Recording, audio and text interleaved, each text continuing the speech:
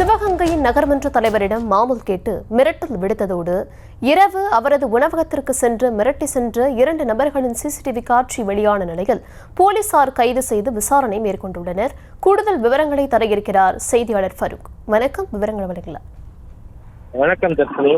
சிவகங்கை திமுக நகர்மன்ற தலைவரிடம் மாமூல் பணம் கேட்டு கொலை மிரட்டல் விடுத்த 2 நபர்களை சிவகங்கை நகர் காவல்துறை இன்று அதிகாலை கைது செய்துள்ளது. சிவகங்கை நகராட்சி நகர்மன்ற தலைவராகவும் சிவகங்கை திமுக நகர செயலாளராகவும் இருப்பவர் துரை ஆனந்த். இவருக்கு சொந்தமான ஒரு உணவு விடுதி சிவகங்கை சாமியார்பட்டி அருகிலே சமீபத்தில் கூட்டுறவுத்துறை அமைச்சர் பெரிய வீரப்பனால் திறந்து வைக்கப்பட்டது.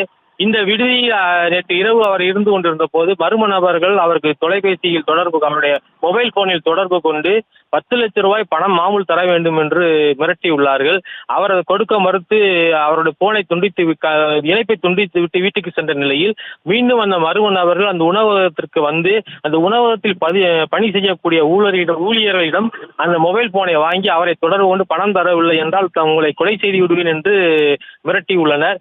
இதைத் தொடர்ந்து சிவகங்கை நகர்மன்ற தலைவர் சிவகங்கை நகர் காவல் நிலையத்தில் புகார் அளித்த நிலையில காவல்துறை சிசிடிவி காட்சிகளை வைத்து அந்த இருவரையும் தேடி இன்று அதிகாலை அந்த இருவரையும் கைது செய்துள்ளது. இதற்கிடையே சிவகங்கை நகர்மன்ற தலைவர் துரை ஆனந்த் தனது உயிருக்கு பாதுகாப்பு வேண்டும் என்று சிவகங்கை மாவட்ட காவல் கண்காணிப்பாளர் இடத்துல காலையில் மனு அளித்துள்ளார். சிவகங்கை நகர்மன்ற தலைவருக்கே கொலை மிரட்டல் விடுக்கப்பட்டு அவரிடம் மாமூல் பணம் கேட்டு தொந்தரவு செய்யப்பட்ட இந்த செய்தியானது சிவகங்கை நகர் மக்களிலே பெரும் பரபரப்பை ஏற்படுத்தியுள்ளது.